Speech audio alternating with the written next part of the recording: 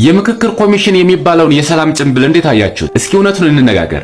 ዋናዎቹ ተቃዋሚዎች በሌሉበት የታጠቁት ኃይሎች በሩቅ እያዩ እንዴት ሰላም ይመጣል? ወይስ የሰላም ድራማ ሰርቶ የውጭ እርዳታ ለመለመን ነው? ይህ ምክክር የእናቶችን እንባ ያብሳል ወይስ ስልጣንን ያቆያል? እውነተኛ ሰላም የሚመጣው ሁሉም ሲካተት፣ ፍትህ ሲነግስና ተኩስ ሲቆም ብቻ ነው። አለበለዚያ ግን የውጭ እርዳታ ለመለመኛ የቀረበ ድራማ ነው። አሁንም የምትፈሩ ኮሜንት ላይ አጻፉ። ይህ ምክክር ለእናንተ ተስፋ ነው ወይንስ የውሸት ድራማ? እውነተኛ ተስፋ ነው የምትሉ አንድ ቁጥርን ጻፉልኝ። ውሸት ነው የምትሉ ደግሞ ሁለት ቁጥርን ጻፉልኝ። ግን ደፍሮ የሚጽፍ የለም። ምክንያቱም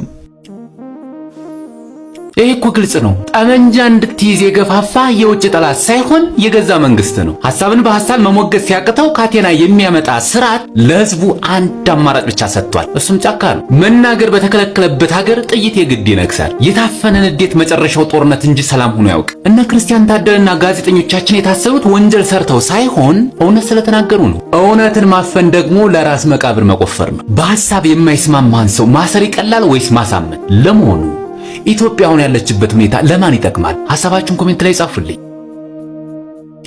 ዛሬ ኢትዮጵያ የደም መሬት የሆነችው ለምን ይመስላል? የፍትህ ተቋማቱ፣ የጸጥታ መዋቅሩ እንዲሁም ምርጫ ቦርድ የገዢው ፓርቲ የኪስ አሻንጉሊት ስለሆኑ፣ ስልጣን የህዝብ እስካልሆነ ድረስ ደግሞ ከጦርነት አዙሪት መቼም አንወጣ። ፍትህ ስንጠማ ጥይት፣ መብት ስንጠይቅ እስር። ንገሩኝ፣ ይህ እብደት እስከ መቼ ይቀጥላል? እስከ መቼ ነው የህዝብን ስልጣን ነጥቀው እንደ በግ የሚነዱ? ለህዝብ የወገነ ገለልተኛና ጠንካራ ተቋም እስከሌለ ድረስ ከካባ ጀርባ ያለውም ከጠመንጃ ጀርባ ያለውም ዓላማው አንድ ነው፣ አንተን መግዛት። መፍትሄው አንድና አንድ ብቻ ነው። ግለሰብን የሚያመልኩ ሳይሆን ለህግ ብቻ የሚያድሩ ከፓርቲ ነፃ የሆኑ ራሳቸውን ችለው መቆም የሚችሉ ጠንካራ ተቋማትን በጋራ መገንባት። እስቲ ልጠይቃችሁ፣ ዛሬ ላይ ፍትህ ይሰጠኛል ብለህ የምታምነው አንድ ነፃ ተቋም ሀገር ላይ አለ? ካልፈራህ እውነታውን ኮሜንት ላይ ጻፍልኝ። ኢትዮጵያ ውስጥ ባለፉት 50 ዓመታት አንድም መንግስት ተቀይሮ ያውቅም ብለህስ የታሪክ አዙሪት ላይ ነህ። ደርግን የጣለው ኢህአዴግን የጣለው ብልጽግና ግለሰቦች ተቀየሩ እንጂ አፋኙ ስርዓት አልተቀየረ። የካድሬው ስም እንጂ ጭቆናው አልተቀየረ። በየዘመኑ የምንከፍለው የህይወት ዋጋ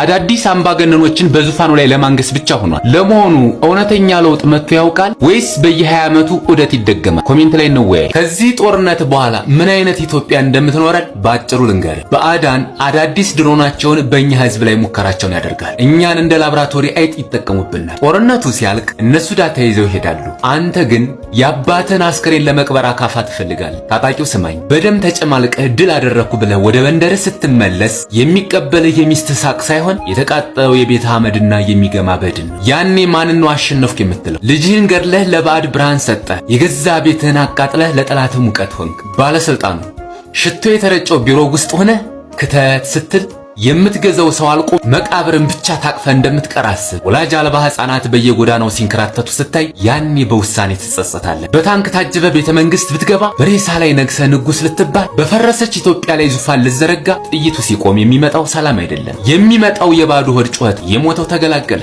አንተ ግን ነገ ጧት ለልጅህ የሚሆን ዳቦ ስታጣ ያኔ ድል ማለት ምን እንደሆነ ይገባል። ግን አሁንም አልረፈድም። ከጦርነት ይልቅ በጠረጴዛ ዙሪያ የጋራ ቁስላችን እናክም። ለጥይት የጨረስነውን ቢሊዮን ለዳቦ ካለዋል ነው አሸናፊው አንተ ሳትሆን ረሃብ ነው። ስማኝ፣ ኢትዮጵያ የምትደማው ችግሮች በጠመንጃ ይፈታሉ በሚል መንግስትና ታጣቂዎች ነው። ህዝቡ ደግሞ ጦርነት ሰልችቶታል። ኢትዮጵያ እንድትድን ከተፈለገ መንግስት ዛሬውኑ ሁለት መራራ መድኃኒቶችን መዋጥ አለበት። ይህ ካልሆነ ግን መጨረሻው ጨለማ ነው። አንደኛ፣ የፖለቲካ እስረኞችን መፍታት። ይህ ለመንግስት ሽንፈት ሳይሆን የሸፈተ ልብን ለመክፈት የሚደረግ ታላቅ የጀግነት እርምጃ ነው። ቁልፉ ያለው እጅ ላይ። ከዚያ ውጭ ግን በሩ ተቆልፎ ኑ ነጋገር ማለት ትርፉ መዘባበቻ መሆን ነው። ሁለተኛ፣ መሪነት እንደ አባትነት። መንግስት የታጠቁትን እንደ ጥላት ሳይሆን እንደ ጠፉ ልጆቹ ይያቸው። ቁስል በሳት አይታከም በፍቅርና በውይይት እንጂ። የራስን አካል ተዋግቶ ደግሞ ማሸነፍ አይቻልም። ሰላም ለማውረድ ራስን ዝቅ ማድረግ ከጠመንጃ በላይ ኃይል አለው። ለመሆኑ